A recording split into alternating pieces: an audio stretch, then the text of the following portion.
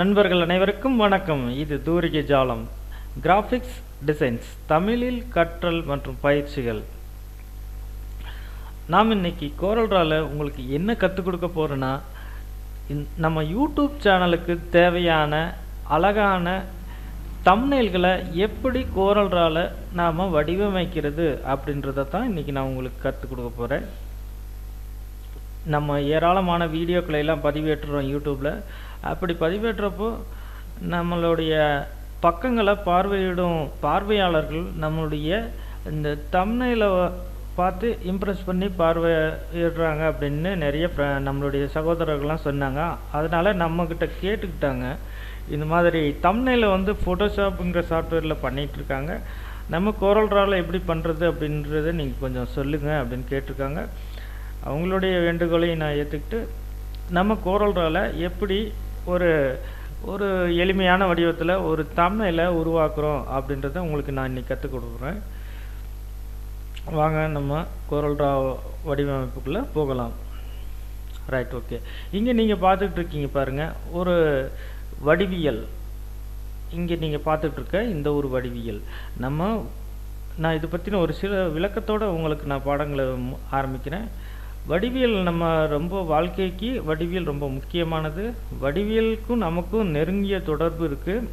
கோரல்ட்ராவோட வடிவியலை நம்ம தெரிஞ்சுக்கணும். கோரல்ட்ரா வடிவியலை தெரிஞ்சுக்கிறது மூலிமா நம்ம அற்புதமான வடிவங்களை ரொம்ப நேர்த்தியாக வெளிப்படுத்த முடியும். ஏன்னா அதனுடைய வடிவியல் மாற்றங்களில் ஒரு சில மாற்றங்கள் செய்வதன் மூலிமா கோரல்ட்ராவில் அழகான வடிவங்களை எடுத்துக்கலாம்.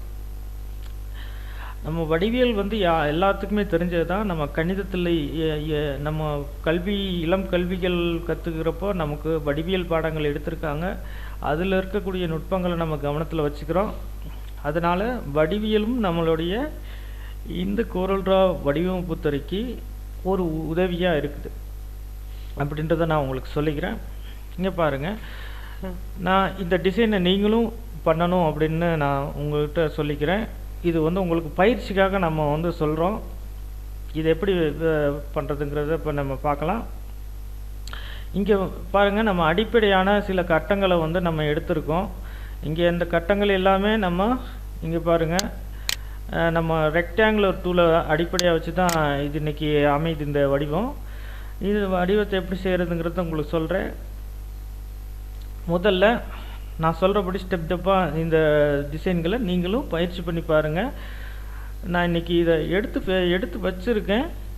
இந்த படிநிலைகளை முதல்ல சொல்லிடுறேன். அந்த படிநிலைகளை நீங்கள் கவனமாக அதை உங்களோட கவனத்தில் வச்சுக்கிட்டு செயல்முறையை பண்ணுங்கள்.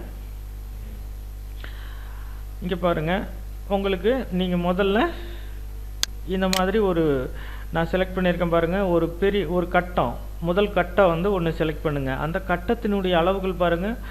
இங்கே நம்ம ஆப்ஜெக்ட் சைஸில் நீங்கள் கவனிக்கணும். அதனுடைய அகலம் பாருங்கள் 75.673 mm, அதனுடைய உயரம் 75.673 mm. இந்த ஒரு சதுரமத்துக்கு நம்ம முதல் கட்டத்தை உருவாக்கிறோம். முதல் கட்டத்தை உருவாக்கிட்டு அதை நம்மளுடைய பேஜ் சென்டருக்கு கொண்டு வந்துடுறோம். நம்ம பேஜ் சென்டருக்கு எப்படி கொண்டு வர்றது? எந்த பக்கத்தில் இருந்தேன்னா வரைஞ்சாலும் பேஜ் சென்டருக்கு கொண்டு வர்றது எப்படி? நம்ம கீபோர்டில் பிங்கிற பொத்தானை ப்ரெஸ் பண்ணுறது மூலிமா இந்த பேஜ் சென்டருக்கு கொண்டு வந்துடலாம். இப்போ வந்துருச்சு.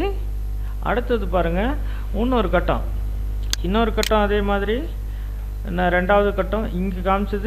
இப்போ பாருங்கள், இது காமிச்சனில் என்னுடைய கர்சரில் இது முதல் கட்டத்தை நீங்கள் உருவாக்கிட்டீங்க. அடுத்தது ரெண்டாவது கட்டத்தை நான் இங்கே காமிக்கிறேன். இந்த ரெண்டாவது கட்டத்தை நீங்கள் வரைஞ்சிக்கிங்க. அது ரெண்டாவது கட்டத்தினுடைய அளவு பாருங்கள், ஆப்ஜெக்ட் சைஸில் இங்கே கவனிங்க, 68.819 68.819க்கு ரெண்டாவது கட்டத்தை உருவாக்கியிருக்கேன். அதுவும் நீங்கள் பேஜ் சென்டருக்கு கொண்டாந்துருங்க. அப்புறம் இந்த ரெண்டையும் ரெண்டு கட்டத்தை வரைஞ்சி நீங்கள் பேஜ் சென்டருக்கு கொண்டாந்துட்டீங்க. பேஜ் சென்டருக்கு கொண்டாந்துட்டிங்கன்னா உங்களுக்கு இந்த இடைவெளி கரெக்டாக கிடச்சிரும். இங்கே பாருங்கள், ஒரு கட்டத்துக்கும் ஒரு கட்டத்துக்கு உண்டான ஒரு இடைவெளி கொடுத்துருக்கேன்ல, அந்த இடைவெளி சரியான முறையில் கிடச்சிரும். நீங்கள் நம்ம பேஜுக்கு சென்டருக்கு கொண்டாந்துருக்கேன். Right, okay. பேஜ் சென்டருக்கு கொண்டாந்துட்டு இந்த ரெண்டு கட்டத்தையும் செலக்ட் பண்ணிக்கோங்க. இந்த பாருங்கள், நான் உங்களுக்கு தேர்வு பண்ணிக்கிறேன்.